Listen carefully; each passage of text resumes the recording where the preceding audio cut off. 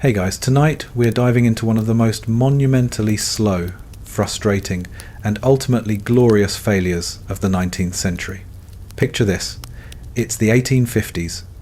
The world feels like it's shrinking at a dizzying pace thanks to the steam engine and the railway, but a vast, silent chasm of water still separates the old world from the new. Information, the lifeblood of empires and economies, moves no faster than the quickest ship. A single message from London to New York takes the better part of 2 weeks, if the weather is kind and the boilers don't complain too much. And in that time, a war could start, a market could collapse, a family could be heartbroken. You probably wouldn't survive this era with your modern brain's desperate need for instant information. Your newsfeed would refresh only twice a month. So, before you get comfortable, take a moment to like the video and subscribe, but only if you genuinely enjoy what I do here. It makes a huge difference. Now, as you settle into your cozy bed or favourite armchair and we get ready to dive into tonight's trip into Victorian times, I invite you to leave a comment sharing where in the world you're tuning in from and what time of day it is for you. It's always warming to know how vast our community of nocturnal historians reaches. So, let's begin. You're standing on the docks of Liverpool, or perhaps New York, it doesn't really matter which. The air is thick with the smell of coal, smoke, brine and wet timber. A cold, damp wind whips off the grey water, and you pull your coat a little tighter. Out in the harbour, a behemoth is slowly being nudged into place by tugboats, its tall single funnel pluming black smoke into the overcast sky. This is one of the new marvels of the age. A steamship, a paddler maybe, or one of the newer screw-propelled vessels of the Cunard or Collins line. She's just made the crossing in record time, maybe 10 days if the captain is a wizard and a gambler. And you, along with the hundreds of others crowding the wharf, are waiting. You aren't here for a loved one, not today. You are waiting for news. In this world, without wires, information is a physical object. It is a bundle of letters in a sealed oilskin bag, a stack of newspapers in the purser's office, or a whispered report from a diplomat on board. Business between continents moves at a glacial pace. You send a query to your partners in Manchester about the price of cotton. Your answer, at the absolute earliest, comes back a month later. It's less like doing business, and more like sending out a prayer and waiting to see if it's answered. Imagine trying to run a global company where your entire team communicates via messages in a bottle. That's the reality. Fortunes are won and lost in the information leg. A deal is struck in London based on yesterday's prices in America, but by the time the ship carrying the contract arrives, the market has utterly collapsed. The world feels both connected and profoundly disconnected. The land is wired. Telegraph poles, those stark crucifixes of the modern age, march across Europe and North America. You can send a message from Paris to Prague in minutes. You can learn the results of a presidential election in Washington almost as soon as they're counted in Ohio. But the moment a message reaches the coastline, it hits a wall. The electricity, the spark of human thought, simply stops, humbled by the sheer, empty vastness of the Atlantic Ocean. The fastest thing in your world is the dot dash of Morse code, but its power ends at the water's edge. So the people wait. Specially chartered news boats, sleek little steamers, race each other out to meet the incoming ships, desperate to get the European papers and be the first back to shore, where their newspaper will pay a king's ransom to get the headlines out an hour before their rivals. For everyone else, there's just the waiting. You can feel the collective anxiety on the dock, the palpable hunger for connection. What has happened over there, on the other side of the world? Is there peace? Is the price of wheat up or down? Has the Queen given birth? Historians still argue whether the desperate push for a transatlantic cable that would soon begin was a product of sober, calculated commercial need or a kind of mass technological daydream. A collective leap of faith fueled by Victorian optimism, a belief that no problem not even 3,000 miles of crushing, corrosive salt water was beyond the solution of man's ingenuity and a whole lot of iron. The idea itself sounds like something from a Jules Verne novel, whispered in gentlemen's clubs after too much brandy. To spin a single, continuous, impossibly fragile metal thread from the coast of Ireland to the shores of Newfoundland, a copper nerve that would have to be laid across a secret world no human had ever seen, an abyssal plain of underwater mountains and deep, silent canyons 2 miles beneath the waves. A place of unimaginable pressure, home to strange, blind creatures where the weight of the water itself could crush a cannonball. And this wire, this precious, delicate wire, would have to survive it all. It would have to be manufactured perfectly, spooled perfectly, and then paid out, inch by agonizing inch, from the deck of a moving ship tossed about by Atlantic gales. One mistake, one weak link in the chain, one clumsy sailor, one bad storm, and the entire multi-million-dollar enterprise would snap and vanish without a trace into the eternal, crushing darkness. It's a patently absurd, ludicrous, and utterly wonderful idea, and it has captured the imagination of the world. Soon, one man will make it his personal obsession, his life's work, his glorious burden. His name is Cyrus Field, and he knows absolutely nothing about submarine cables. He just knows it has to be done. And so, we leave the anonymous docks and find ourselves indoors in the warmth of a well-appointed library on Gramercy Park, New York. It's late 1853. Outside, a bitter wind rattles the window panes. But in here, a coal fire hums in the grate, and the gas lamps cast a soft yellow glow on walls lined with leather-bound books. You're watching a man seated at a grand oak desk. He's in his mid-30s, with a receding hairline and an intense, restless energy that seems contained by his sharp suit, but only just. He is officially retired. He has made his fortune in the paper business, building a wholesale empire from nothing, and at the age of 34 has cashed out to enjoy a life of leisure. His name is Cyrus Westfield, and he is, by all accounts, exceptionally bored. This man, who will soon become the human engine of this entire grand project, currently knows more about the price of linen rags than he does about electromagnetism. And that's the beautiful fringe tidbit about this whole affair. The man who connected the world didn't start as a scientist or an engineer, but as a paper merchant who was simply looking for his next big thing. He's being pitched an idea tonight by a flustered Canadian engineer named Frederick Gisborne. Gisborne's plan is ambitious, but not transatlantically so. He wants to lay a cable across Newfoundland to connect it to the mainland, thereby speeding up the time it takes for messages from Europe to reach New York. The ships would dock in St. John's. Their news would be telegraphed down the line, saving a day or two, but Gisborne has run out of money. He's deep in debt and has come to this wealthy retired businessman in a last-ditch effort to find a backer. You can almost feel Field's polite disinterest. The project sounds provincial, small.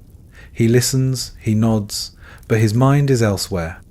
Then, after Gisborne has laid out his maps and his desperate figures, the meeting ends. Field is alone again in his study.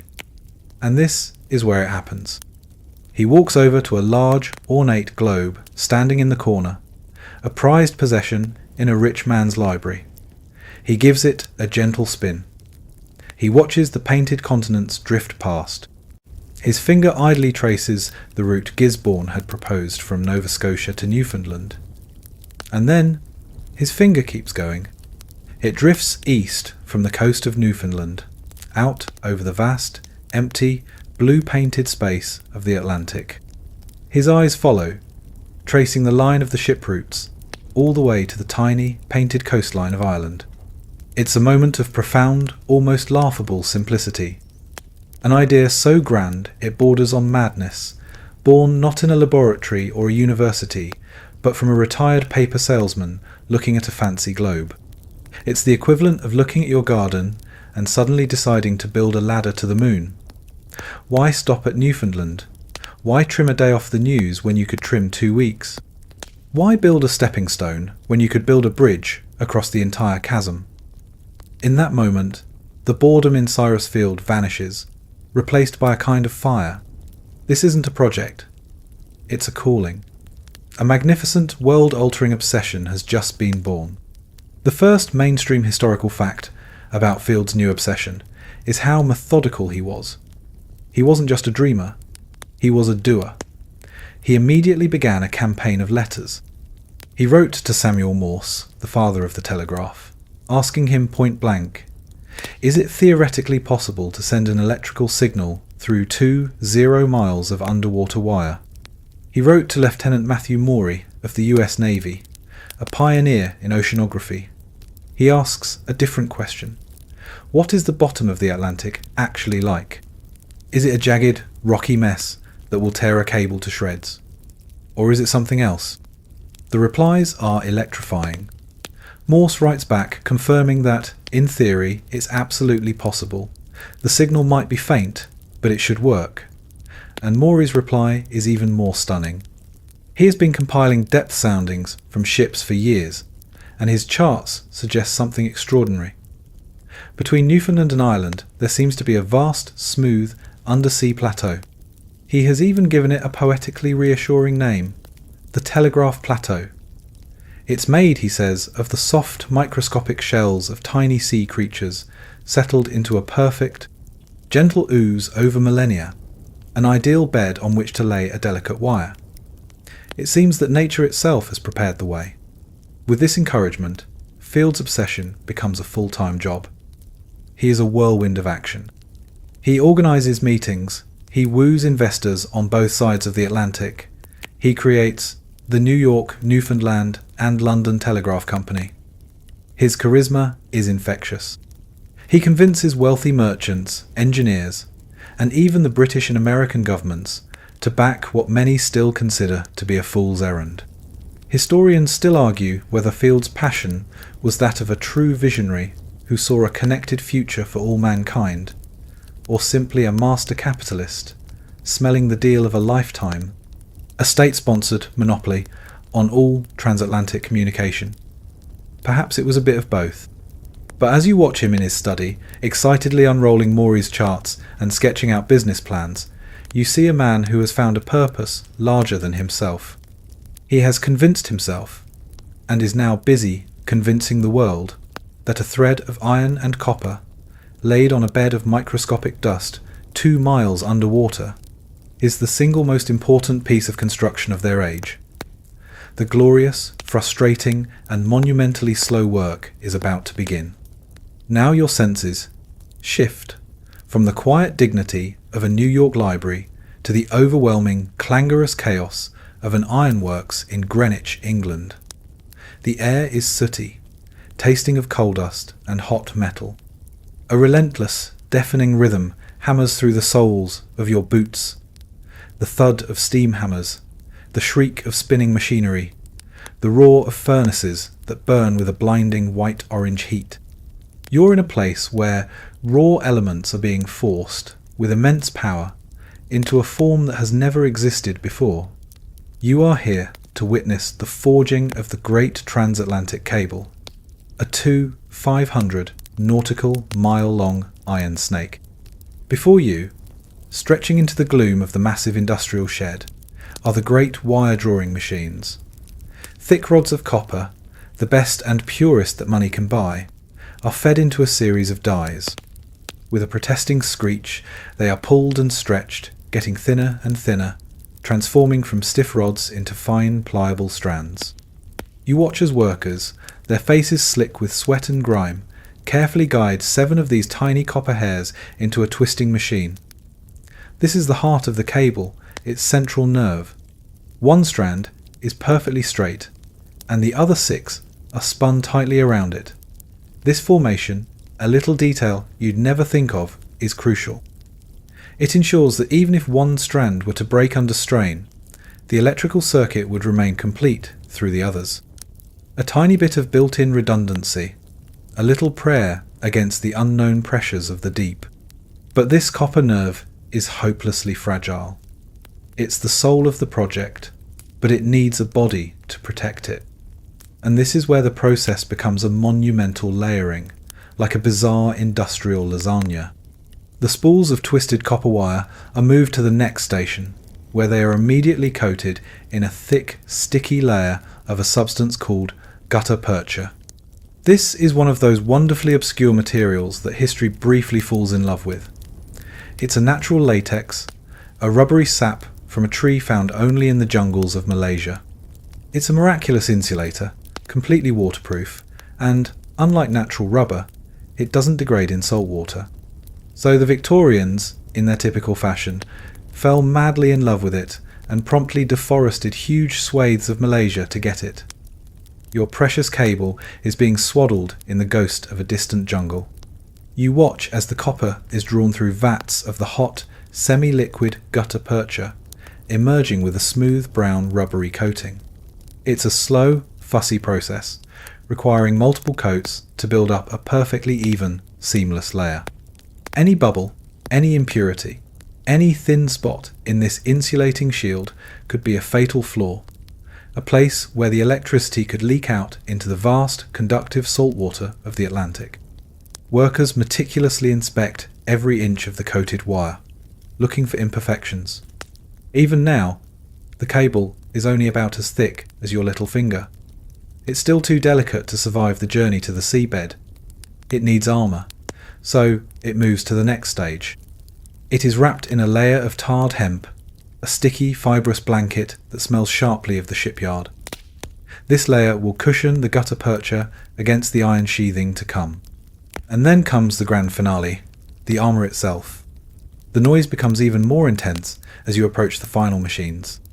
18 strands of iron wire, not thin ones, but robust, heavy-duty ones, each itself a twist of 7 individual iron wire arranged on massive bobbins that spin and dance around the central core. It's a monstrously complex maypole dance of whirring iron. As the central core is pulled through the heart of the machine, the 18 iron strands are spun tightly around it, creating a thick, heavy, flexible iron rope. This is the mainstream historical fact of the cable's design. A complex, multi-layered construction of copper, gutta, percha, hemp, and iron. It was an engineering marvel, a synthesis of the newest electrical science and the age-old art of rope making. The finished product is a heavy, black, ominous-looking thing, about an inch in diameter. It coils out of the machine and onto enormous iron drums, slowly accumulating like a dormant serpent. Watching it being made, you understand the sheer audacity of the project in a new way. It's not just an idea, it's a thing of immense physical presence, thousands of tons of it. Enough to stretch from Ireland to America, with another 500 miles spare, just in case. And this just in case material highlights one of the scholarly debates surrounding the project. Was the amount of spare cable ordered a prudent bit of engineering foresight, or was it a sign of gross over-contracting and financial mismanagement from the very start? Some historians suggest the suppliers, knowing Field was backed by government money, saw a golden opportunity. You reach out and touch a section of the finished cable. It's cold, heavy, and unyielding. It feels inert, lifeless.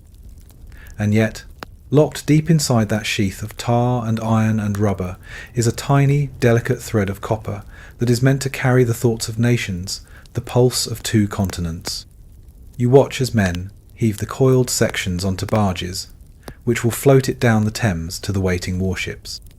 Seeing this much effort, this much noise, this much raw material being poured into one single object for the first time, the scale of potential failure feels just as colossal as the scale of its construction. Your journey now takes you to the naval dockyards, perhaps at Keyham or Devonport. The chaotic noise of the ironworks is replaced by the more orderly, but no less impressive, activity of a military port. The air smells of sea salt and cold river mud. Seagulls cry overhead as gangs of sailors and dock workers move with a disciplined rhythm. And floating at anchor in the river are the two stars of this entire drama, the two largest and most powerful warships in the entire world. They have been loaned to Cyrus Field's company by their respective governments, a very visible stamp of national prestige on this private venture. From the United States Navy comes the USS Niagara. She is a magnificent sight, a new type of vessel called a steam frigate. She is long and sleek, with 3 towering masts that still carry a full set of sails, but her real power lies hidden below the waterline in her massive steam engine and propeller. She is the pride of the American fleet, a symbol of its growing industrial and military might. You watch as lines of swearing sailors heave and haul equipment aboard. Her decks a controlled chaos of ropes, barrels and machinery. From the British Royal Navy comes her counterpart, HMS Agamemnon. She's a different beast entirely. She is a battleship, shorter and broader than the Niagara, built not for speed, but for brute force. She's a veteran of the recent Crimean War, and you can almost feel her solid, stubborn power. Like the Niagara, she is a hybrid, a 91 gunship of the line, one of the last great wooden warships, but one which has also been fitted with a steam engine. Seeing them together, these two behemoths, is a sight to behold. It's a physical representation of the alliance this project is supposed to forge, the two great Anglo-Saxon powers of the age, working hand in hand, or, more accurately, bow to bow. And now you witness the main event, the central challenge of this phase. Loading the cable. This isn't like loading ordinary cargo. You can't just stack it in the hold. The cable, all 500 miles and nearly 0 tons of it, must be coiled down in one single, continuous, unbroken piece in each ship's hold. Half the cable goes on the Niagara, half on the Agamemnon. That's about 250 tons of wire for each ship.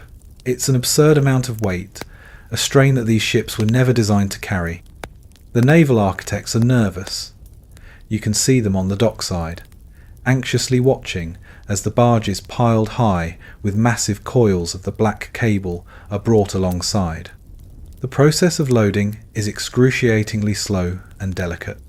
The end of a coil is brought aboard, and then, using a special steam-powered winding engine set up on the deck, it is carefully, painstakingly fed down into the ship's hold.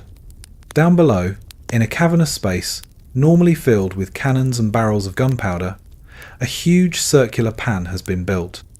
And in this pan, dozens of men, working in shifts around the clock, must coil the cable by hand. They walk in slow, endless circles, guiding the stiff, tarry iron rope into a perfect, ever-widening spiral. It's like coiling a giant, impossibly heavy garden hose in a dark, cramped basement. A single kink, a single snag, a single loop laid down in the wrong place could spell disaster miles out at sea. When it's time to pay out the cable at high speed, a wrongly coiled loop could fly up, tighten into a knot, and snap the entire line in a fraction of a second. This meticulous coiling process brings us to a wonderfully quirky tidbit. To protect the delicate gutter, percha insulation from the heat of the iron hold, the entire massive coil of cable was painted by hand with a mixture of pitch, tar and tallow. The hold of each ship becomes a sticky, dark, foul-smelling cavern. The men working down there are covered in the stuff, working in the semi-darkness of lantern light, endlessly circling, their feet sticking to the floor with every step. Historians still argue about the psychological effect of this work. Was it simply seen as another tough naval duty? Or did the sheer scale and mind-numbing repetition of the task circling for weeks on end to coil a wire that would disappear forever fill the sailors with a sense of dread and futility? The mainstream historical fact here is the immense structural modification the ships required.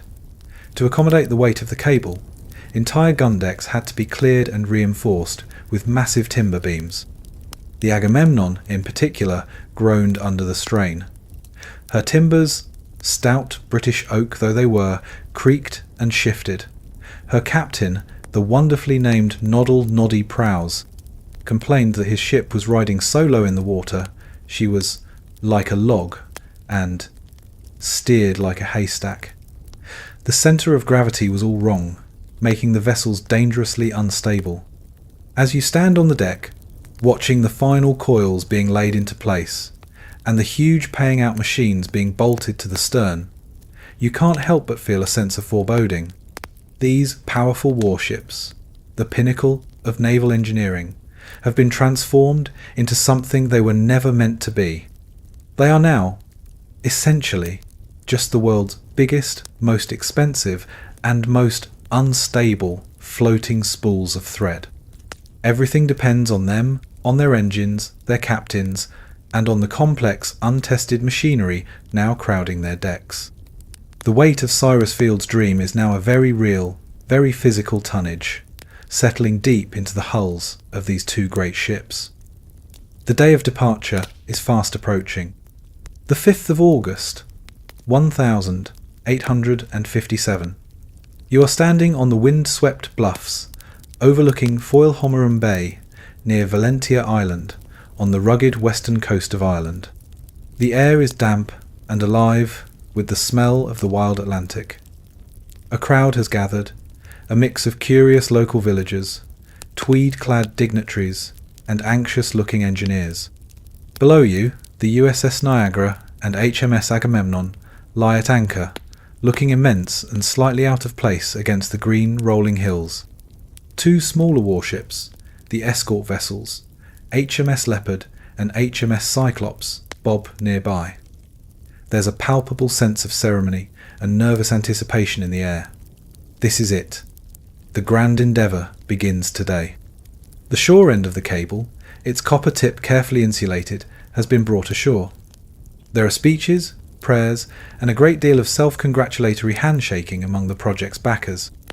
The Lord Lieutenant of Ireland presides over the ceremony, declaring this a moment that will annihilate both time and space. It all feels very grand, very Victorian, and more than a little premature. You watch as a team of sailors, grunting with effort, heave the thick, heavy shore end of the cable out of their longboat, dragging it through the surf and up the beach to a small wooden telegraph hut, where it is formally connected to the Irish telegraph network. One half of the circuit is complete. Now, your focus shifts back to the sea. It's the USS Niagara that has been designated to lay the first half of the cable. The plan is for her to sail west, paying out her 250 miles of cable until she reaches the mid-Atlantic. There, she will meet the Agamemnon, which will have sailed alongside her.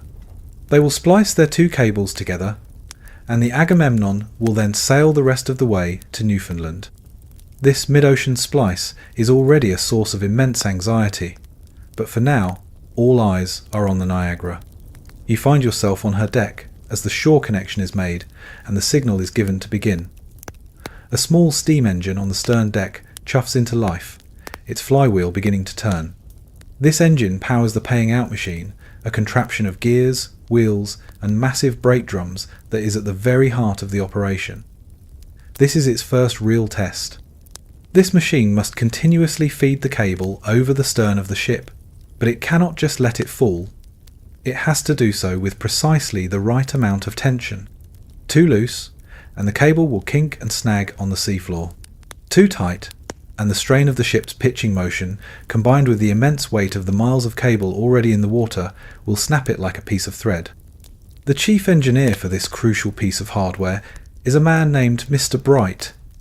He and his team watch the machinery with a hawk-like intensity. You stand beside them, watching the cable, that black iron snake you saw being forged in Greenwich, begin to move. It comes up from its giant coil in the hold, is guided through a series of rollers, and then passes through the all-important brake mechanism, a system of weighted levers and clamps designed to regulate the strain.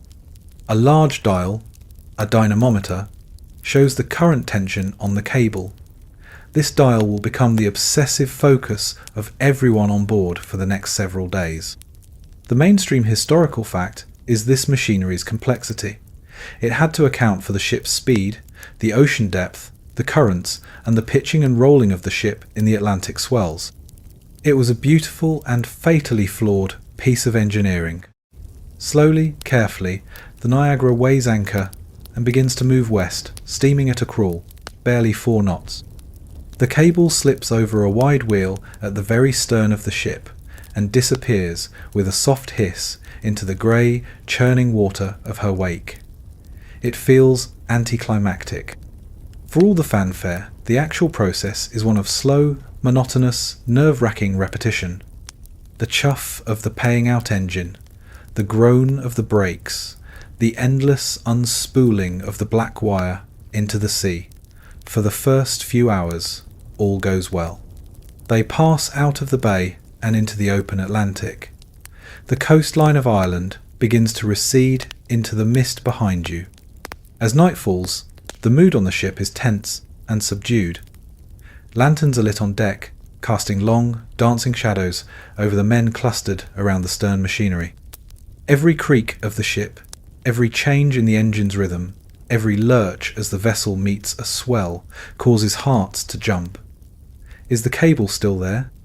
You imagine it sinking down, down, down into the silent darkness, settling on that soft bed of Maury's telegraph plateau. This brings us to a wonderfully strange and fringe piece of naval lore from the expedition. The sailors, deeply superstitious, started to talk about the cable as if it were a living creature, a great sea serpent they had captive. They'd speak of feeding the beast as it slipped over the stern, and a sudden lurch on the brake dial was the beast kicking. For 3 days and 3 nights, the process continues. The ship is now hundreds of miles from land. Over 300 miles of cable have been successfully laid, resting peacefully 2 miles below you on the ocean floor. A kind of weary optimism begins to settle over the crew. Maybe, just maybe, this absurd plan is going to work. Cyrus Field, ever present on deck, allows himself a small, rare smile. But the engineers are still worried. Mr. Bright keeps a close eye on his brakes.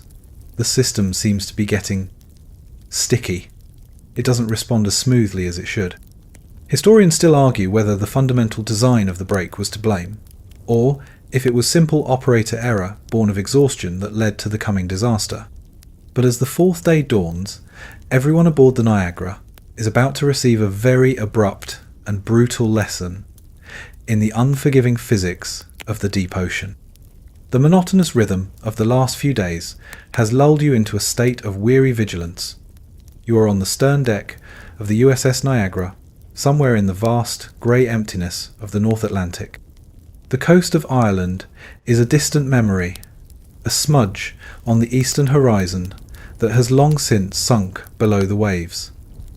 It is early morning on the 4th day of the voyage. Over 330 nautical miles of the black iron cable now lie stretched between you and the telegraph hut at Valentia Bay, an unimaginably long and heavy tail dragging behind the ship. The depth here is nearly 2 miles. The so-called sudden deeps, and the strain on the cable and on the paying out machinery is immense. The air is cool and damp. Cyrus Field is on deck, of course. He barely sleeps, his gaunt face etched with a mixture of hope and anxiety. He stands near the paying out machine, his eyes fixed on the dynamometer dial that registers the strain. The needle hovers near the critical mark of 30 pounds. The breaking strain of the cable is estimated to be around 6,500 pounds, so there should be a margin of safety. But should be are 2 very dangerous words in the middle of the ocean. You are standing near Mr. Bright, the chief engineer. He's been fussing with the brake mechanism. The ship pitches gently in the long Atlantic swell, and with each upward lift of the stern, the strain on the cable increases dramatically. Bright needs to release the brakes slightly to compensate, and then tighten it again as the stern settles back down. It's a constant, delicate dance between man, machine, and the ocean. It's a dance he has been performing flawlessly for days, but fatigue is a cruel master. Suddenly, the brake mechanism sticks. For a fatal second, it doesn't release as the ship's stern rises on a swell. You hear an audible groan from the machinery. The needle on the dynamometer lurches violently, swinging far past its normal range. It's a moment of pure, heart-stopping terror. The men on deck cry out. There's a sound, a horrifying sound. It is not a loud bang, not an explosion. It is a sharp, metallic twang, a single final note of profound failure that cuts through the noise of the engine and the sea. And then, silence. You look at the paying out wheel on the stern. The cable is gone. Where just a moment before the taut black line was feeding steadily into the water, there is now nothing but an empty wheel spinning uselessly in the air. The severed end has vanished, snapped back by the immense tension and disappearing into the depths with an almost insulting lack of ceremony. For a few stunned seconds, no one moves, no one speaks. The only sounds are the cry of a distant gull and the steady chuff chuff chuff of the ship's engine, which now seems to be mocking them. 330 miles of cable, millions of dollars of investment, thousands of tons of iron, gutta percha and copper. The work of hundreds of men for months on end. All of it now lies useless and disconnected on the bottom of the ocean, a monument to a failed dream. The physical sensation on the ship is bizarre. For days, the vessel has felt like it was pulling an immense weight. Now, suddenly released from its burden, the Niagara feels strangely light and skittish in the water, like a dog that has slipped its leash. Cyrus Field stands frozen, his face pale, a mask of disbelief. You can see the dream dying in his eyes. This is the mainstream historical fact of the 1857 expedition. The failure was due to a sudden increase in tension when the paying out brake was mismanaged. It was a simple, brutal, and very expensive lesson. All the complex theories of electromagnetism and oceanography didn't matter in the face of one sticky brake and one clumsy moment. The crew is a study in desolation. Some men just stare at the empty water, others slump against the railings, the energy and optimism of the past few days draining out of them. A deep, soul-crushing gloom settles over the entire ship. There is nothing to do. There is no way to retrieve the lost cable. There is nothing to do but turn around. The order is given, and the great ship begins a slow, wide, mournful turn, her bow pointing back east towards Ireland. The journey home will be a funeral procession. This is where a strange and often overlooked fringe detail emerges. Back in the telegraph hut at Valencia, the operators had been receiving a continuous, successful electrical signal from the Niagara for 3 days. They were passing the time sending test messages back and forth. Just moments before the snap, the operator on the ship had been transmitting a line from a James Thompson poem. How beautiful is solitude, who can say? The message cut off mid-sentence. For hours, the shore operators kept trying to make contact, sending frantic signals into a dead wire, unaware that they were simply pouring electricity into 2 miles of Irish seawater.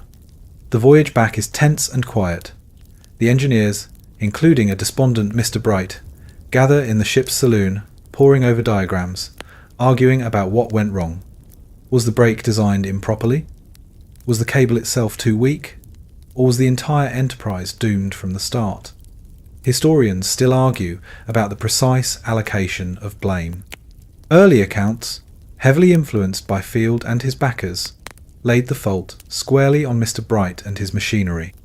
More recent analysis, however, suggests the cable may have been manufactured with inconsistent strength, and that the team fundamentally underestimated the dynamic forces at play. For you, aboard this silent, defeated vessel, blame feels irrelevant. All you know is the vast, gut-wrenching finality of that snap, and the sight of the empty wheel spinning against the grey, indifferent Atlantic. The first great attempt is over. It has ended in total, unmitigated, and spectacular failure. The memory of that sudden, silent snap follows you off the ship. You find yourself back on dry land, in the very heart of the Empire, but the atmosphere is as gloomy and oppressive as the mid-Atlantic. It is the winter of 1858. 1957, and London is a city of skeptics. The grand project, once the toast of the press and the darling of investors, is now a running joke in Punch cartoons. The company's stock is worthless. In the mahogany panelled boardrooms of the city, the mood is one of acrimony and blame. You can almost smell the singed money in the air. Most of the directors and investors are ready to dissolve the company, auction off the remaining cable for scrap, and try to forget this embarrassing, expensive dream ever happened. But Cyrus Field, a man who seems to run on nervous energy and sheer stubbornness, refuses to let it die. He is a whirlwind of frantic activity, darting between London and New York, arguing, persuading, and using every last drop of his charm to hold the venture together. His new mantra, which you hear him repeat in meeting after meeting, is that the first attempt was not a failure. It was, he insists with a straight face, a vital and partially successful experiment. They proved a ship could lay the wire, that the insulation worked for hundreds of miles, and that a signal could be sent. They simply needed, he'd say, with a confident wave of his hand, to fix the equipment. It's in one of these tense, smoke-filled rooms that your attention is drawn to a quiet figure who has, until now, remained largely in the background. His name is William Thompson, a professor from the University of Glasgow, soon to be known to the world as Lord Kelvin. He isn't a charismatic businessman, or a rough-and-tumble ship's captain. He is a scientist, a man who sees the world through the cool, clean lens of physics and mathematics. He was on the expedition, an official advisor whose careful warnings had been steamrolled by the project's more practical men. Now, in the wreckage of that practicality, everyone is finally forced to listen to the quiet academic. Thompson stands before the board, a piece of chalk in his hand, and calmly dissects the disaster. The first and most obvious flaw, as you saw firsthand, was the paying out brake. It was a crude, clumsy beast, like trying to perform brain surgery with a sledgehammer. He sketches out a new design, an elegant system of wheels and counterweights that would allow the cable's own tension to regulate the brake. It was designed to be delicate and responsive, to work with the ocean's rhythms instead of fighting against them.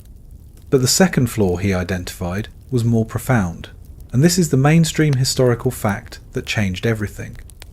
Thompson explained that the problem wasn't just mechanical, it was electrical. He used mathematics to prove that the immense length of the wire acted like a massive capacitor. An electrical pulse sent in one end wouldn't arrive as a sharp, clean click at the other. It would become smeared out, delayed, and weakened over the distance. He called this the law of squares. Double the length of the cable, and the signal retardation becomes 4 times worse. For a 2 0-mile wire, the effect was colossal. Simply blasting more power down it, he argued, was like shouting louder to be understood by someone who speaks a different language. It wouldn't make the message clearer, just more garbled. To solve this, he proposed something radical. They had to whisper, not shout. They had to use tiny, sensitive pulses of low-voltage electricity. But then, how could you possibly detect such a faint signal? The normal telegraph sounders and needles would never move. And here, Thompson reveals his masterstroke, the quirky fringe tidbit that would save the entire project, his mirror galvanometer. He presents a small, unassuming box to the board. Inside is a device of almost magical delicacy. A tiny mirror, smaller than your pinky nail, with a sliver of a magnet glued to its back, is suspended by a single thread of silk inside a coil of wire. The faint, ghostly whisper of current arriving from across the ocean would create just enough of a magnetic field to make the magnet, and thus the mirror, twist by a truly infinitesimal degree. It was a movement so small as to be invisible. Butand, here, is the Genusa beam of light from a lamp was bounced off this tiny mirror and projected onto a scale across the room. The nearly imperceptible twist of the mirror would cause the spot of light on the scale to leap and dance dramatically. A jump to the left was a dot, a jump to the right, a dash. He had invented a way to turn a ghost of a signal into a clear, readable message. This elegant solution, however, ran headfirst into a wall of ego. The project's chief electrician, a former dentist with the wonderfully aggressive name of Wildman Whitehouse, despised Thomson's idea. Whitehouse was a brute force man who believed the only answer was more power. Advocating for giant induction coils to send thousands of volts zapping down the line, he dismissed Thomson's galvanometer as a flimsy scientific toy, completely unsuited for the real world. Historians still argue whether Whitehouse's stubborn resistance came from a genuine, albeit flawed, scientific conviction, or from simple professional jealousy of the brilliant Scottish professor. Faced with two warring experts, Cyrus Field had to make a choice. He sided with Thomson. Desperate, but trusting the professor's quiet, data-driven confidence over Whitehouse's bluster, he convinced the board to fund a second attempt based entirely on Thomson's recommendations. They would build a new paying-out machine, and the mirror galvanometer would be the official receiving instrument, and they would adopt a new, terrifyingly audacious plan. To save time, the Niagara and Agamemnon would sail to the dead centre of the Atlantic, splice their cables together, and then sail in opposite directions simultaneously. It was a desperate, all-or-nothing gamble, doubling the chances of a fatal error. As new capital was raised, and the ships were once more prepared for sea, a fragile, hard-won hope was haunted by the chilling memory of a single silent snap. The second attempt begins not with fanfare and ceremony, but with a palpable sense of grim, chastened determination. It is June of 1858. The USS Niagara and HMS Agamemnon, their holds once again packed with the immense coiled weight of the black cable, have rendezvoused not in a pretty Irish bay, but in the bleak vastness of the mid-Atlantic, 1,000 miles from any land. This time there are no crowds, no Lord Lieutenants making grand speeches. The only witnesses are the escort ships, HMS Valorous and Gorgon, and the endlessly grey, rolling expanse of the sea and sky. The new plan, born of desperation, is to find the flattest, calmest part of the telegraph plateau on the nautical charts, splice the two cables together, and have the ships sail away from each other, the Niagara west towards Newfoundland, the Agamemnon east towards Ireland. The theory is that by starting in the middle, they halve the time and distance required for any single vessel. The reality is that they have chosen to perform the most delicate operation of the entire enterprise in the most unstable and dangerous location imaginable. Your journey places you now on the pitching deck of the Agamemnon. Almost immediately, the plan goes disastrously wrong. Before they can even find a calm patch of water to attempt the splice, the Atlantic decides to show them who is truly in charge. A storm, a hurricane of almost unimaginable violence, descends upon the small flotilla.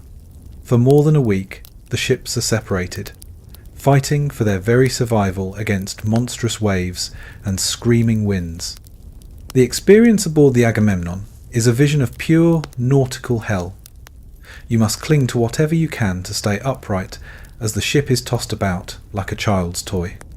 This is where you see the terrible consequences of turning a warship into a floating spool of wire.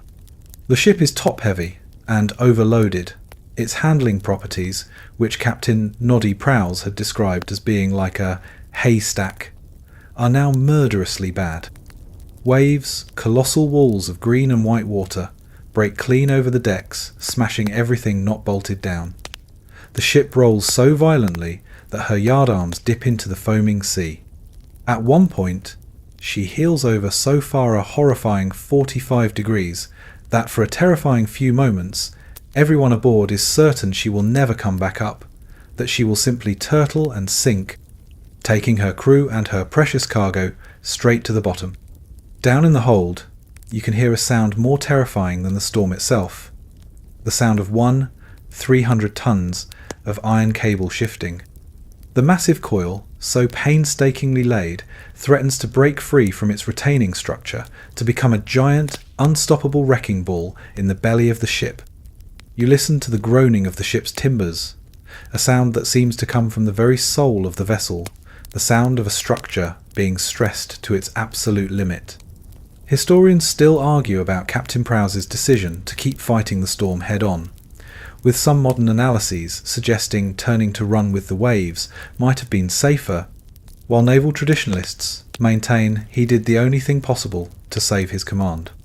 This brutal storm provides a mainstream historical fact that underscores the sheer physical danger of the project. A large part of the spare cable, stored on the Agamemnon's main deck, broke loose. A 20-ton coil of it went careening across the deck like a giant metal hockey puck, smashing through the solid oak bulwarks and nearly killing several sailors before they could, in an act of incredible bravery, wrangle it overboard. The storm inflicted more damage on the proud warship than any enemy cannonade had in the Crimea.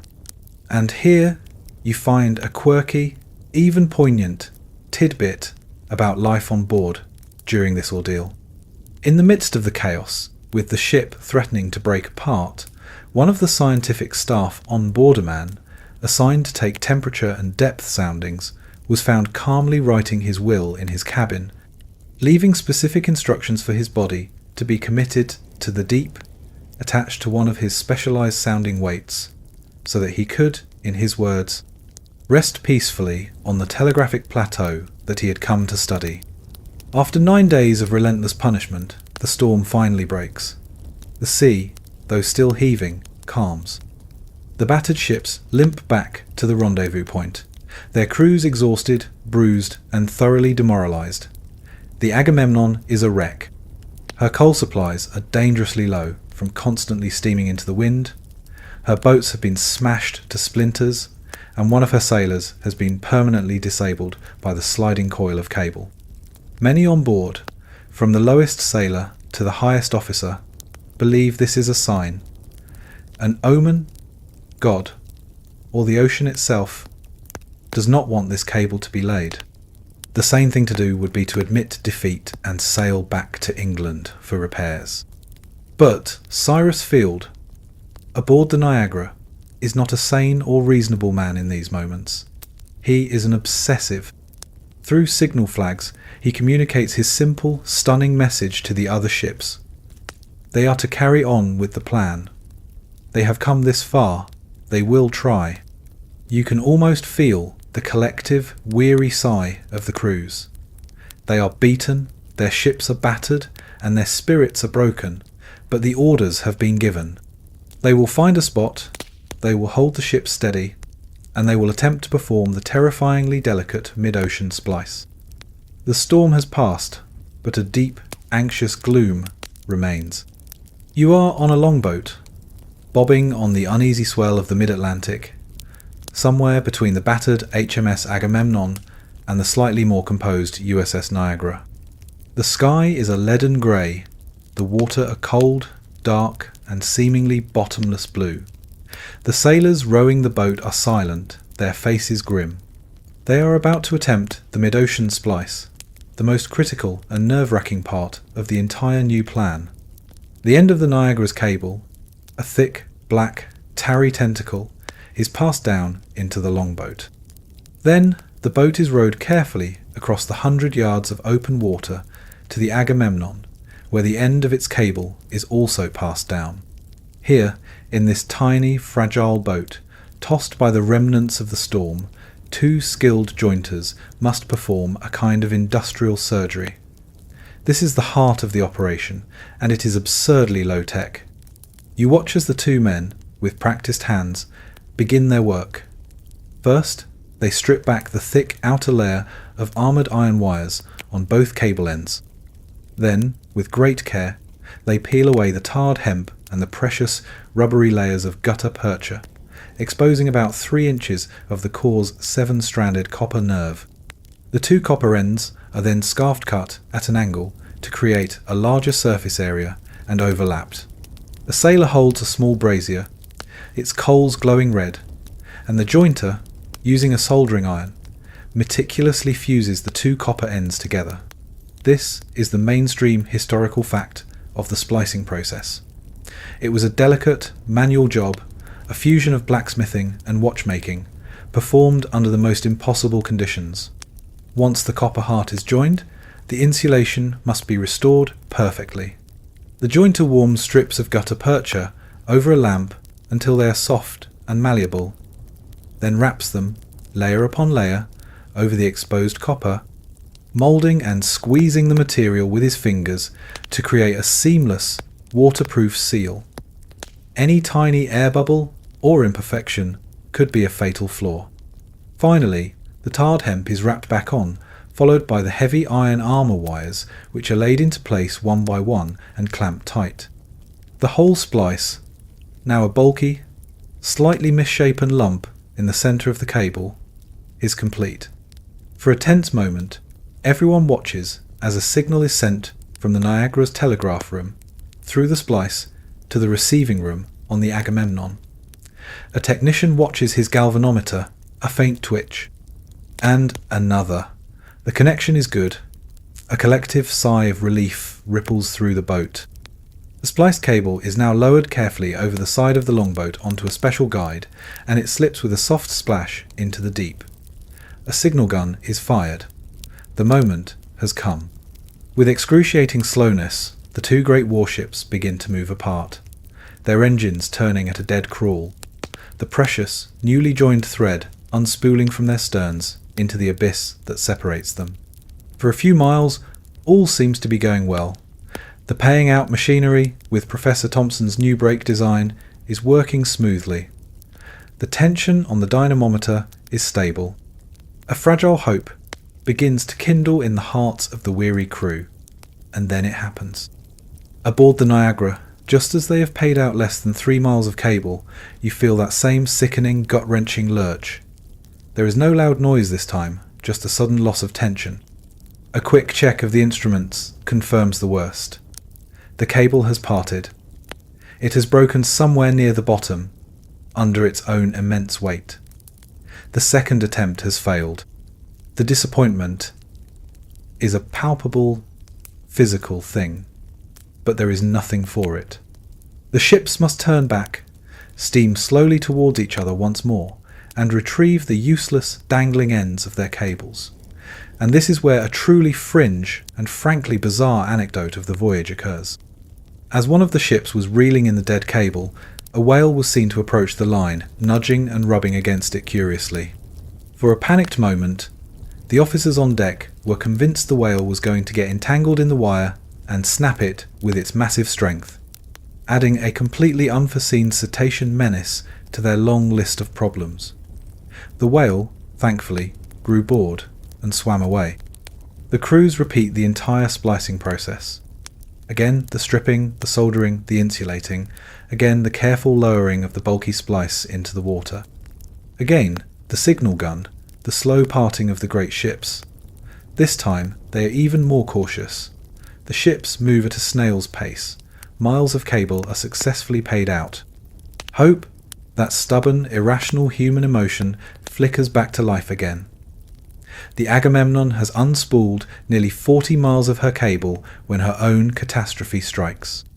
The cable parts again, for reasons no one can quite understand. A flaw in its manufacture, a sudden, unexplained current, a snag on a jagged, uncharted rock on the seafloor? No one knows. 2 failures in as many days. The mood on the ships turns mutinous. The supplies, especially coal, are running low. The officers of the Agamemnon formally advise their captain that continuing is reckless and pointless. They draft a letter arguing that they must abandon the mission and return home. Captain Prowse is inclined to agree. The project is cursed. But the final decision rests with Cyrus Field, the civilian in charge. A signal is sent to the Niagara. We are returning to Queenstown. But Field, from the deck of his own vessel, flashes back a simple 2-word reply that has become legendary. No. Try again. It's a moment of pure, almost insane obstinacy. Historians still argue whether this was an act of visionary leadership or irresponsible stubbornness. To the exhausted, demoralized crews, it must have felt like madness, but Field's will is absolute. There is still enough cable left for one more attempt. Against their better judgment, against all logic, the two battered ships turn and steam slowly, grimly back towards each other to attempt the splice for a third time. The third splice. The very words seem heavy with futility. You are back in the longboat, a place that now feels like a floating stage for a tragedy doomed to endless repetition. The grey, indifferent sea, the silent, resentful sailors, the familiar, finicky process of joining the two ends of the iron serpent. The mood is no longer one of tense excitement or even anxious dread. It is one of profound, bone, deep weariness. No one believes this will work. They are simply going through the motions. Following the orders of a man they now consider half mad. The jointers, their movements automatic from practice, perform their delicate surgery one last time. The copper is fused, the gutta percha is moulded, the iron armour is clamped tight. The signal is tested, it works, for what it's worth. The bulky, scarred splice is once again committed to the deep. A signal gun fires its lonely, hollow report across the water. For the third time, the Agamemnon and the Niagara begin their slow, divergent paths. But this time, something is different. There is no sudden snap. The first mile is paid out successfully. Then 2, then 10, then 50. The paying out machinery on both ships, now managed with the hypervigilance of men who have known only failure, performs its task with flawless, monotonous grace. The new brake system, designed by Professor Thompson, works exactly as he predicted it would, gently yielding to the ship's pitch and roll, keeping the tension on the dynamometer needle remarkably steady. An hour creeps by, then another. The ships are now dozens of miles apart, two lonely specks on the vast ocean, connected only by this impossibly slender, sinking thread. On deck, an almost unbearable quiet has descended. The rowdy gallows humour of the sailors is gone, replaced by a tense, superstitious silence. No one wants to jinx it. Men walk softly on the deck, speaking in hushed tones, as if a loud noise could travel down the wire and disturb its fragile peace. Every man's attention is focused on one thing, that black cable, sliding smoothly over the stern wheel and disappearing into the churning wake. This continuous, slow payout is the central activity of the voyage now. It's boring, repetitive, and utterly all-consuming. This becomes the mainstream historical fact of the successful journey. It was a triumph not of dramatic action, but of monotonous perfection. For days on end, life on both ships settled into a rigid routine. 4 hours on, 4 hours off. The sailors and engineers watched the coil in the hold to ensure it never snagged. They watched the steam engine that drove the pulley. And, above all, they watched the dynamometer. That little needle, indicating the strain, became a kind of holy icon, the sole object of their collective worship and terror. You find your post in the dimly lit telegraph cabin of the Agamemnon. It's a cramped, stuffy room, filled with the faint smell of ozone and acid from the batteries. And here you witness a quirky and wonderfully human tidbit of the voyage. To pass the time, and to constantly verify the cable's integrity, the telegraphers on the two ships maintained a continuous, nonsensical conversation. They had no real news to report, so they sent each other their meal menus, snippets of poetry, bad jokes, and playful insults. USS Niagara to HMS Agamemnon. Please send us tomorrow's longitude. We are sailing a little faster than you. Back would come the reply. HMS Agamemnon to Niagara. We cannot. We are too busy watching you wobble.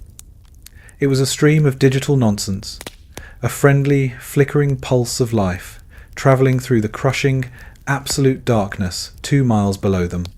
This light-hearted chatter, however, hid a constant underlying terror. Every few hours, the signal would suddenly weaken or disappear entirely.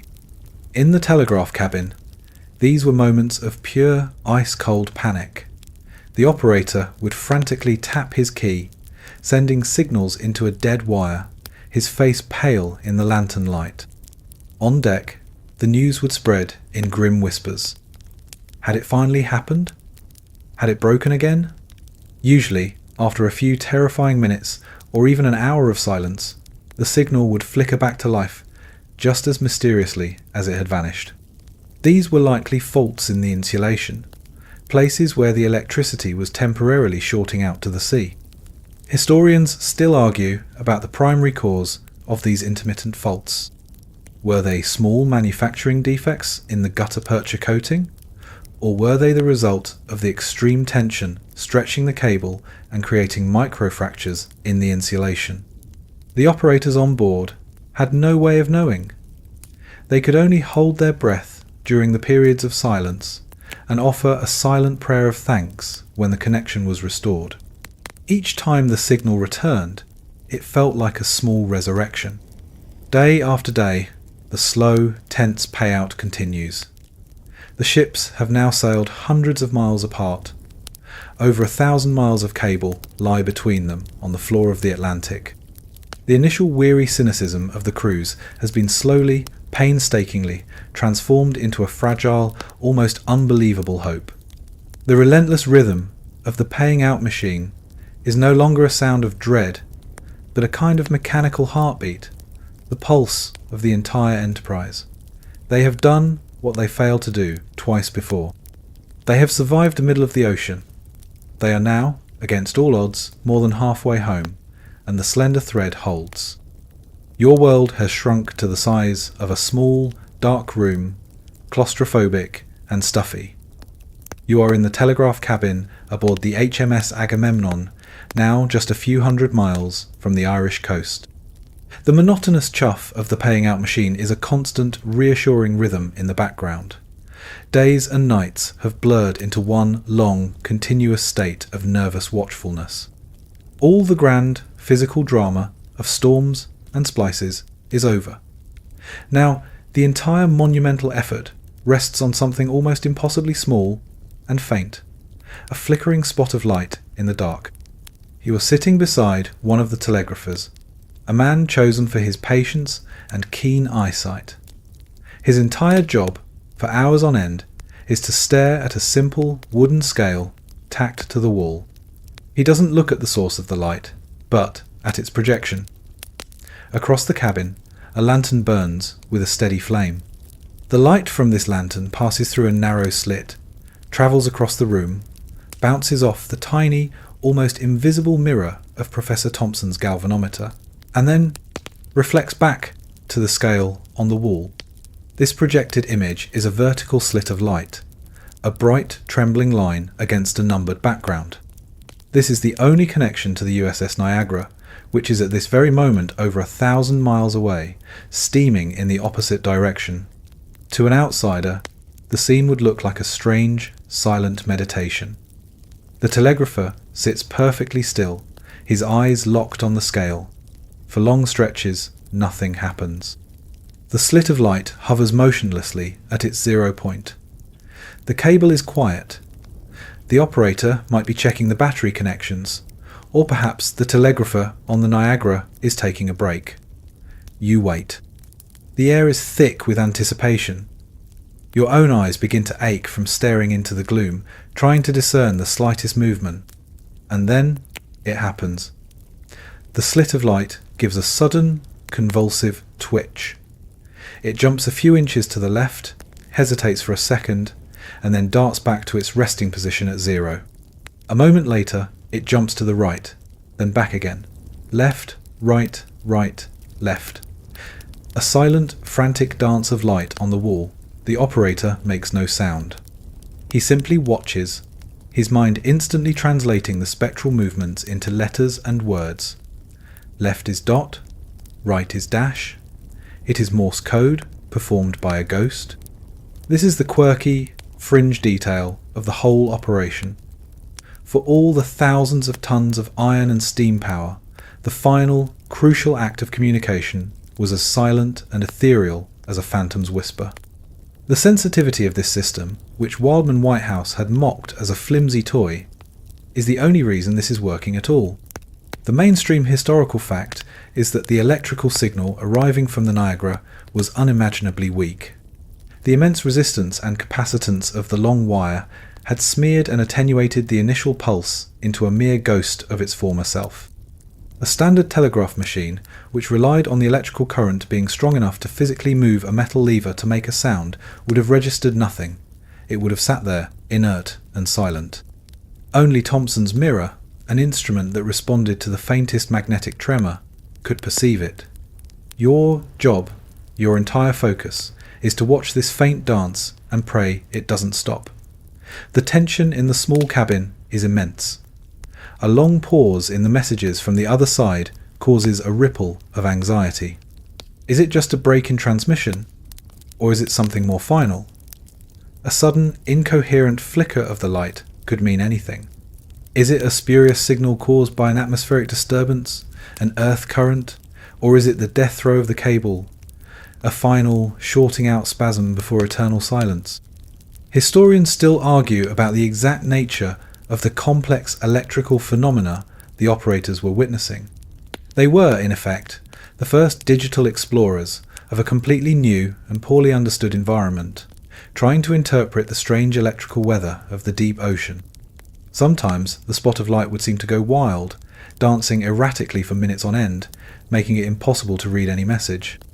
The operators dubbed this a magnetic storm. On deck, the news of a storm in the galvanometer would cause as much fear as a hurricane on the horizon. It was a stark reminder of how fragile their connection was, how easily it could be disrupted by invisible forces of nature they couldn't control. The hours and days continue their slow, agonizing crawl. 1, 500 miles laid. 1, 600. 1, 800. The telegraphers keep up their banal, vital chatter. They report the sea conditions. They report the mileage of cable paid out. They ask each other what time it is. A strangely profound question for two ships now separated by several time zones, but joined by instantaneous communication. Every completed message, every message understood, is a small victory, a quiet defiance of the vast, crushing silence of the abyss below.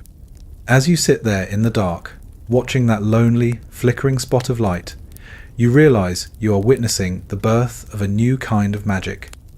A silent language spoken across an entire ocean. The smell of the air is changing. After weeks of nothing but the clean, sterile scent of the open ocean, you can now detect a new fragrance on the wind.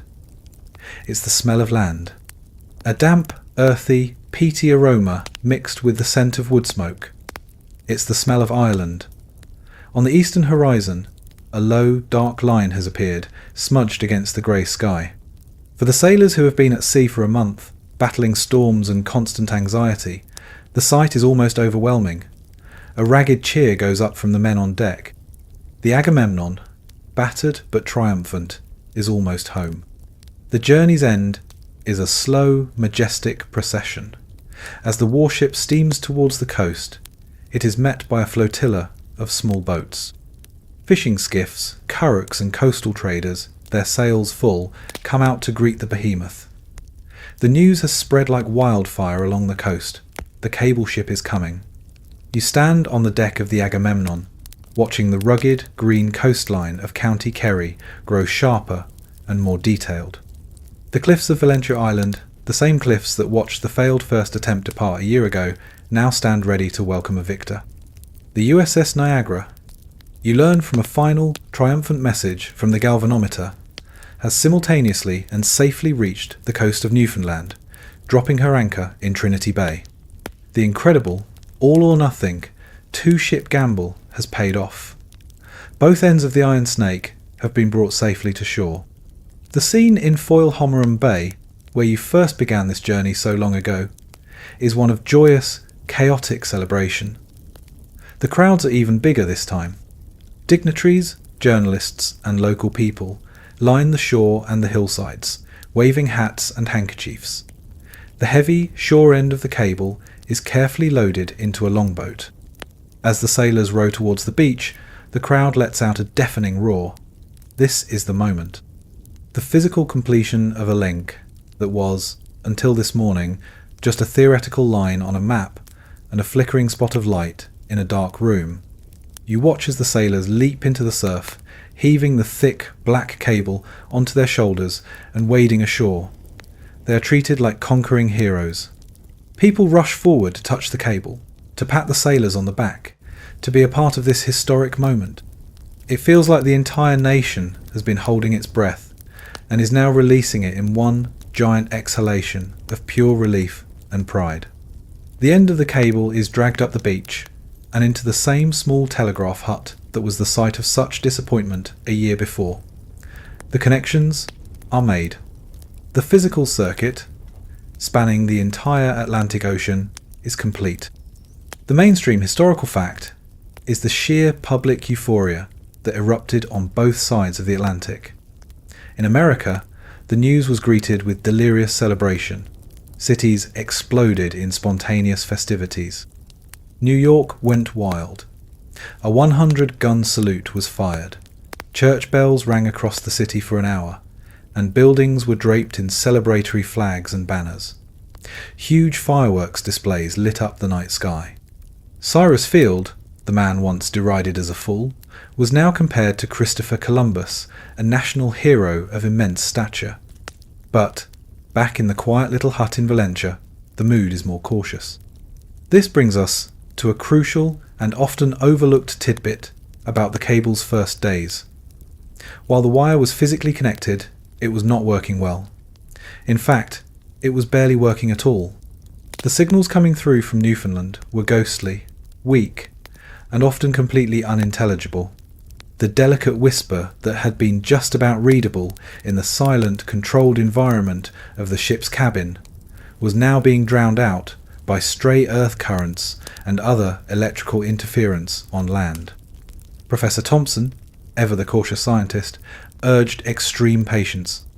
He insisted they must only use his highly sensitive mirror galvanometer and the weakest possible battery currents to nurse the feeble connection along. The public, however, knows nothing of this. They believe the line is open for business. They are clamouring for the first official message. The pressure from the company directors and the government is immense. They need a grand public demonstration. So, a message is prepared. It is to be an exchange of pleasantries between two of the most powerful people in the world, Queen Victoria of the United Kingdom and President James Buchanan of the United States. As you stand in the background of that tense, cramped telegraph hut, you see the operators begin the laborious process of sending the Queen's message. But the jubilant crowds outside, celebrating what they believe is the dawn of a new age of instant communication, are completely unaware of the frustrating reality unfolding within. Historians still argue whether the company should have been more honest about the fragile, semi-functional state of the cable from the very beginning. By allowing the public celebration to reach such a fever pitch, they were setting the stage for an even greater and more bitter disappointment to come. For now, however, the world celebrates. They have done it. They have connected the worlds. The only task remaining is to actually say something. The euphoria of landfall quickly evaporates, replaced by a new kind of frustration. You are back inside the small telegraph hut at Valencia Bay. The cheering crowds outside are a distant, muffled roar. Inside this wooden shed, the atmosphere is one of intense, sweat-inducing concentration. The world is waiting for a conversation between a queen and a president, expecting it to flash across the ocean in minutes. The reality is agonizingly, punishingly slow. The operator sits hunched over his sending key, a grim look on his face. Opposite him, another man stares intently at the dancing spot of light from the mirror galvanometer, translating its faint, ghostly movements and writing them down with a pencil. They are trying to receive and confirm the test signals from Newfoundland, but the connection is temperamental, fragile, and maddeningly indistinct. The signals that had been just about legible at sea are now barely readable. They fade in and out, dissolving into electrical noise and then reappearing like a ghost trying to speak in a hurricane. Finally, on August 16th, 1858, almost 2 weeks after the cable was landed, the line is considered stable enough to transmit the first official message. The text, from Queen Victoria to President Buchanan, has been delivered. It's a message of stately, diplomatic grace, full of hope for the bond of friendship between the nations. It is 98 words long. In today's world, sending that message would take less than a second.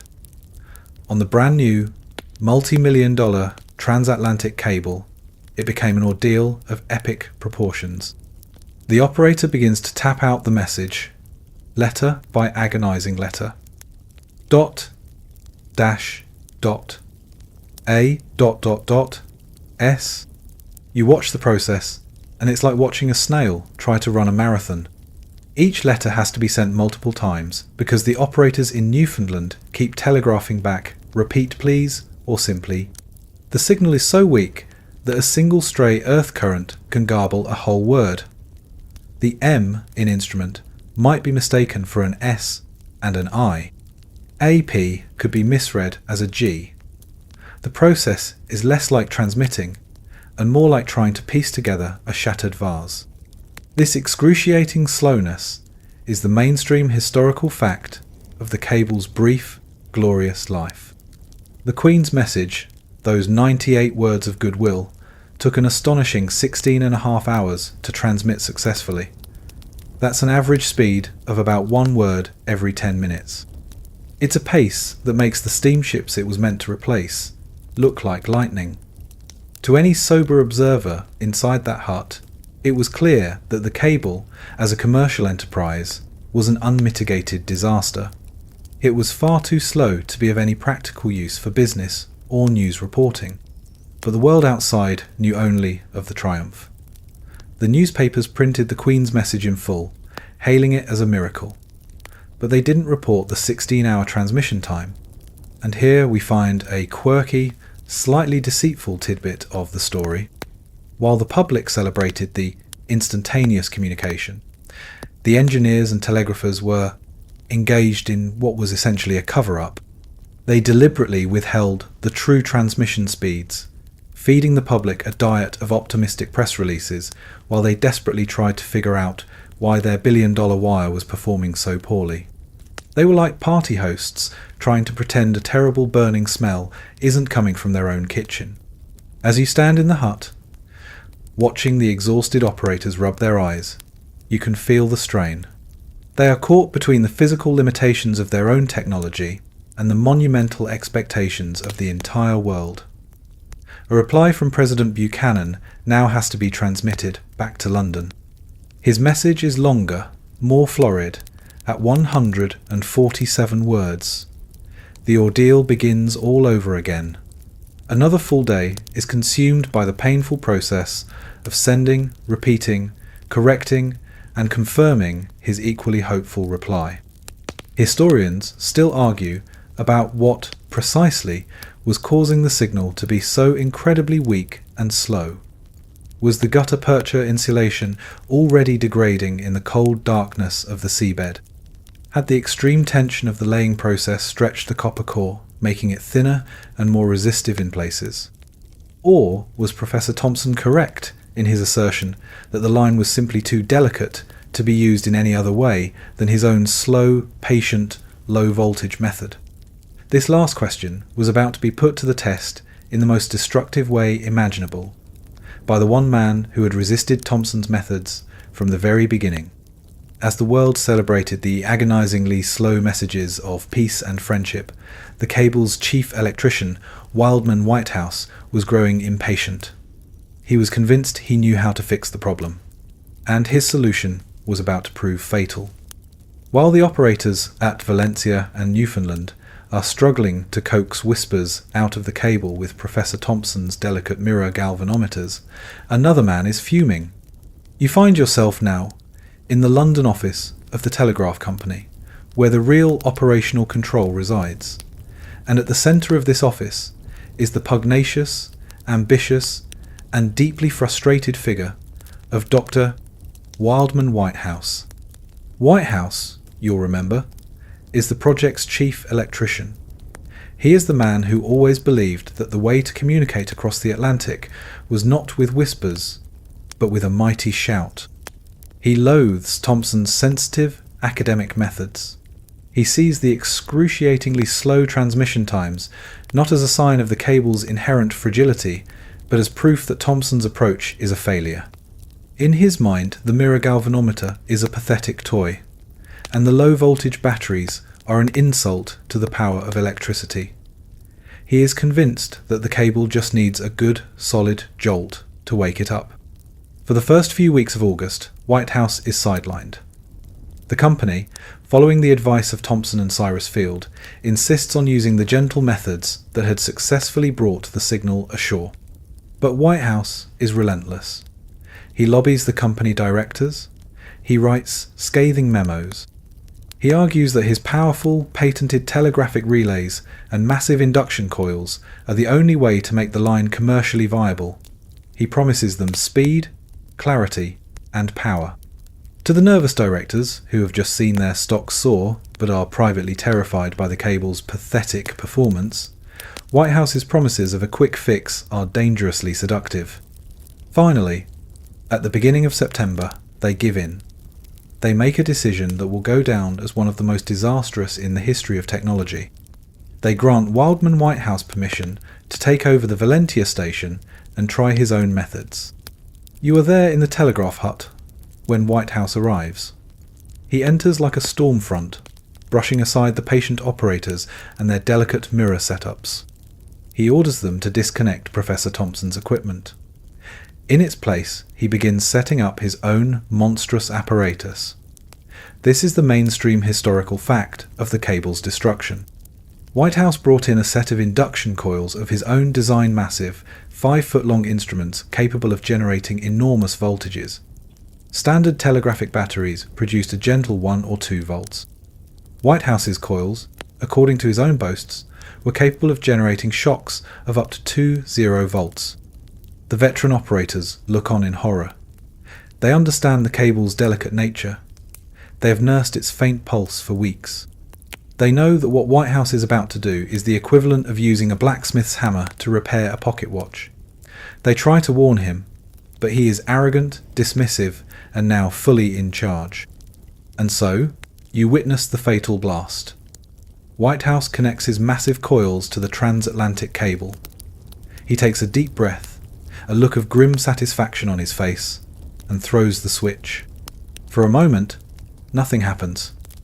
Then, for a brief, glorious second, the receiving instruments register a massive, powerful surge of electricity. Whitehouse feels a moment of vindication. This, he believes, is the power the cable needed.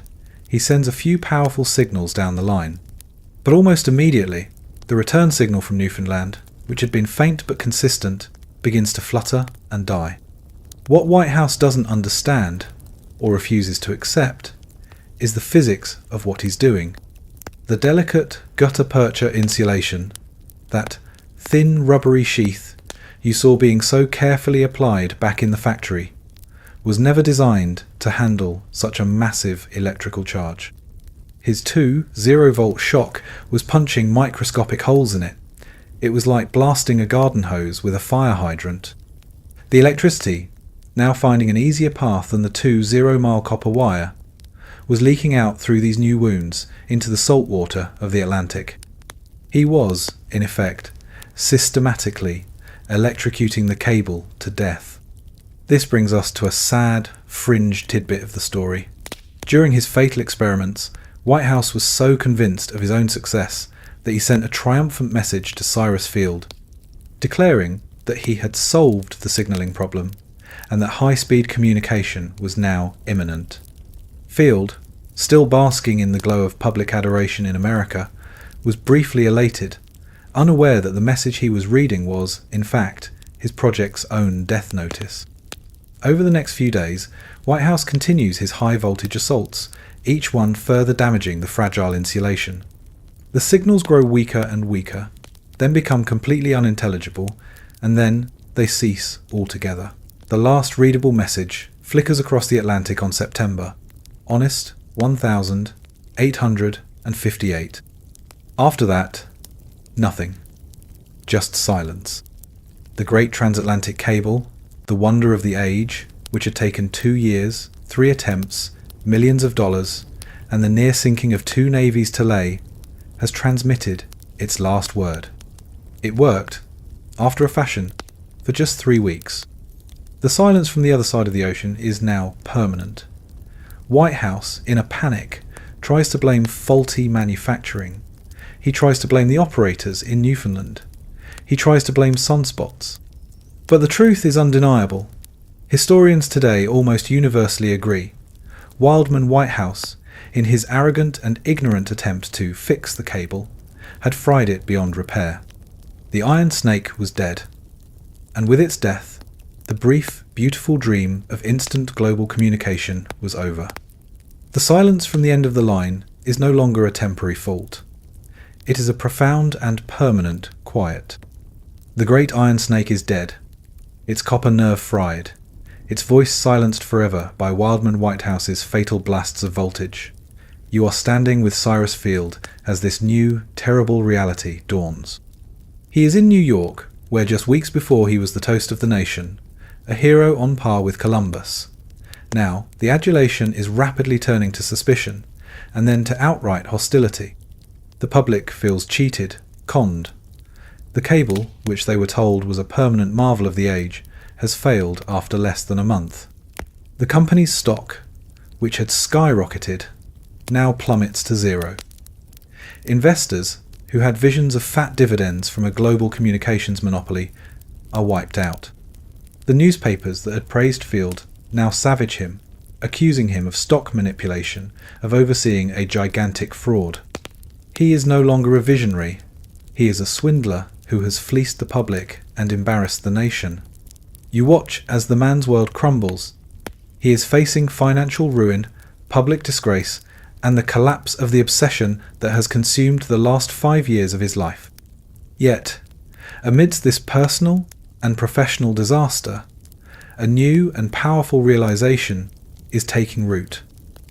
This wasn't just a failure, it was a glorious, spectacular, and monumentally important failure. A lesson paid for in millions of dollars and tons of iron. This is the mainstream historical fact that serves as the project's epitaph. Despite its catastrophic end, the 1858 cable proved 3 fundamental things. First, it proved that a cable could be laid across the vastness of the Atlantic. Second, it proved that a signal, however faint, could be sent across it and be received. And third, and perhaps most importantly, the final fatal chapter with Wildman Whitehouse proved exactly how not to operate such a cable. They had learned, through brutal, expensive experience, that William Thomson had been right all along. The future of submarine telegraphy lay in sensitivity, not brute force. This failure was, in effect, the world's most expensive and definitive physics experiment. Cyrus Field, though publicly ruined for a time, privately understands this.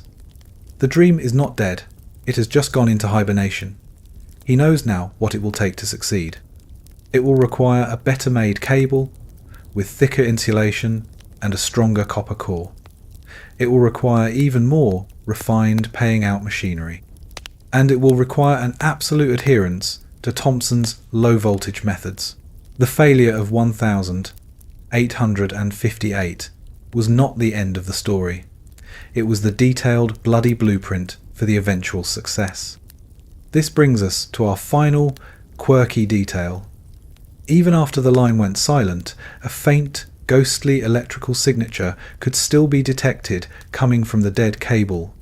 Operators listening with the exquisitely sensitive mirror galvanometers reported seeing occasional, faint, meaningless twitches of the light phantom signals from the deep. These were likely just natural earth currents, or the result of slow chemical reactions as the seawater finally breached the damaged insulation and began corroding the copper core. But, for a time, these faint stirrings gave a sad, poignant sense of a lingering ghost, a final, fading echo of the voice that had so briefly connected two worlds. It would take another 8 years for Cyrus Field to rally the resources for a new attempt. The American Civil War intervened, absorbing the industrial might and capital that would have been needed. But Field never gave up.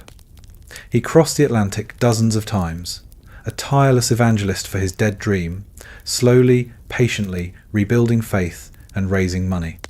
In 1866, he would finally succeed.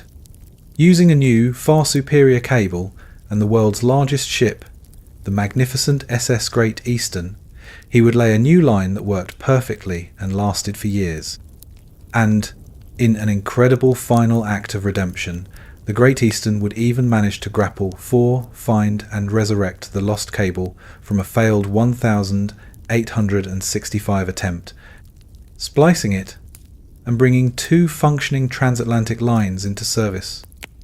The world was finally and permanently wired. But that later success was only possible because of the lessons learned from the great failure of 1858. Historians still argue whether Cyrus Field was a brilliant visionary, a lucky obsessive, or simply a man who failed so many times that he eventually, inevitably, stumbled into success. As you look back on the entire monumental effort, the forged iron, the battered ships, the terrifying storms, the patient coiling, the gut-wrenching snaps, the agonizingly slow messages, and the final, fatal blast, you realize the answer doesn't really matter. He was the man who kept going. The man who saw in a glorious, sobering failure, not an ending, but the hard-won, necessary, and agonizingly slow beginning of a truly connected world. And now, as our story of this monumental struggle comes to a gentle close, allow your own mind to drift. Let go of the images of iron and steam, of frantic signals and silent depths. The great, frustrating effort is over. The work is done. The engineers and the sailors have earned their rest, and so have you. The world, for a brief moment, was connected by a whisper, a thread of human ingenuity, lying in the cold, silent darkness of the abyssal plain. And in that quiet darkness, there is a profound peace, a stillness that stretches not just for miles, but across the ages. The frantic energy of the Enterprise has faded, leaving behind only the deep, slow, calming rhythm of the ocean itself. Let that rhythm soothe you now. Let the story dissolve into the gentle background of your own approaching sleep, as the faint, flickering light of the galvanometer finally comes to rest and all goes quiet.